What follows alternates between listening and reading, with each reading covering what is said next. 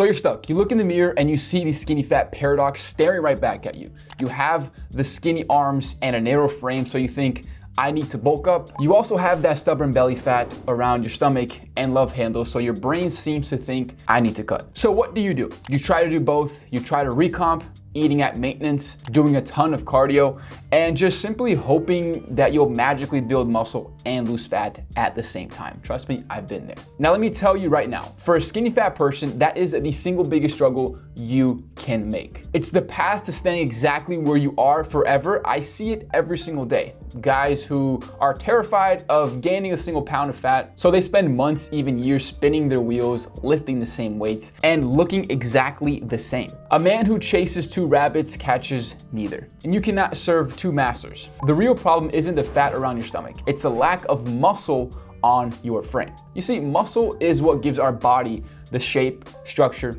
and the high metabolism. Without it, you'll just end up being a smaller, softer version of yourself, even if you lose fat. Your mission starting today is to stop being afraid. Your mission is to build muscle, and to do that, you need to bulk. The fat is a temporary problem we can solve easily later, but building the muscle is the real work. So how do we do it without turning it into a bloated mess and just blow your whole physique up? This is the lean bulk. You hear bulk and you picture guys getting fat, sloppy, and force feeding themselves until they hate food. That's a dirty bulk. And it's for people who have no knowledge. And we're smarter than that. So your goal is a small, controlled surplus of just 300 to 500 calories above what you burn each day. This is the sweet spot. It provides more than enough fuel for your body to maximize muscle growth while keeping fat gain to an absolute minimum.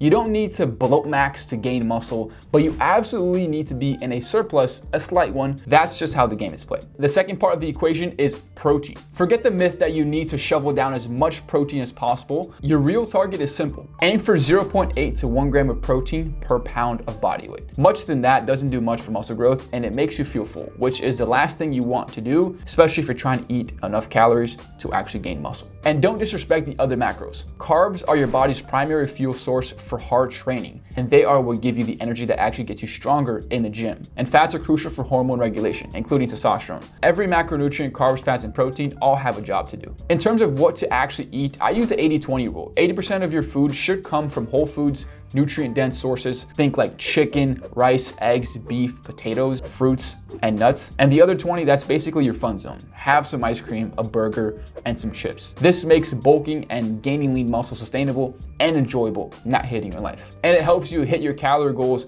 without making you feel like you're super restricted. A little junk food in moderation won't hurt you, especially when you're training hard. It's all gonna turn into fat. Now, you can eat all the calories in the world, but without the right training stimulus, it's all just going to turn into fat. The food is the fuel, the training is the engine. Here are your non-negotiable principles for your training plan. Now, if you're the kind of person who doesn't want to leave results up to chance, who already has some structure, but wants a proven system to guarantee progress while eating food you actually enjoy and spending less time in the kitchen, hit the link in my description and I'll show you how we've helped over 500 plus busy clients, and myself included, achieve real transformations in just 90 days. First and foremost, progression is king. And if you're not getting stronger over time, you're not getting bigger and building muscle, period. Size and strength are not two separate things. You have to get stronger to get leaner and bigger. Your number one goal in the gym is to add one more rep or a little more weight to your lifts than you did last time. Second is intensity. You have to convince your body that it needs to build muscle. That means training close to failure on your working sets, within 1 to 3 reps of it. Your muscles need to be challenged to a point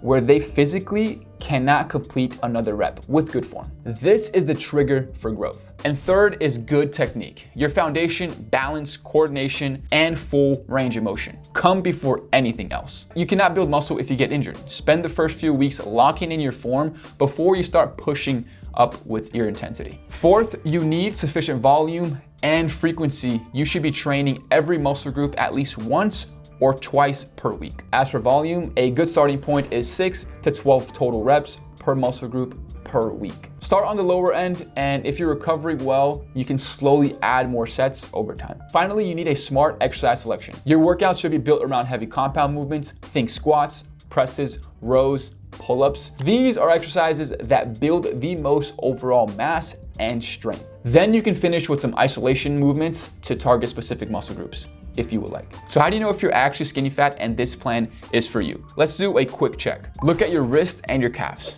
If they're thin, that's a clue. Do you look relatively slim in a hoodie but hate taking your shirt off because of your stomach and love handles? That's another big sign. Most skinny fat guys don't have a ton of fat overall.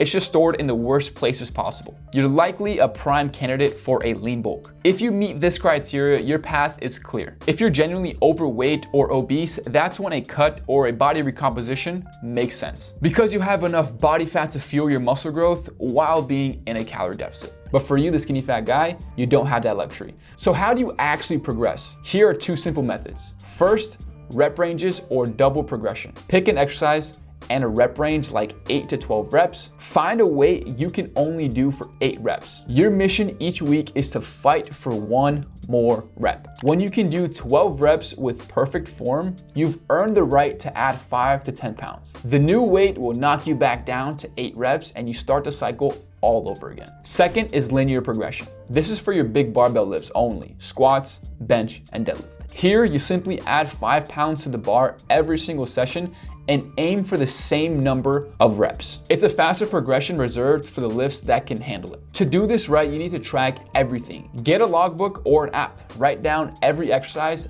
every weight, every set, and every rep. If you're not tracking it, you're guessing. That's the entire plan. It's not complicated, but it requires discipline and commitment to kill the fear of gaining a little weight to build something great. Stop waiting for the perfect time. The plan is right here. Go take action.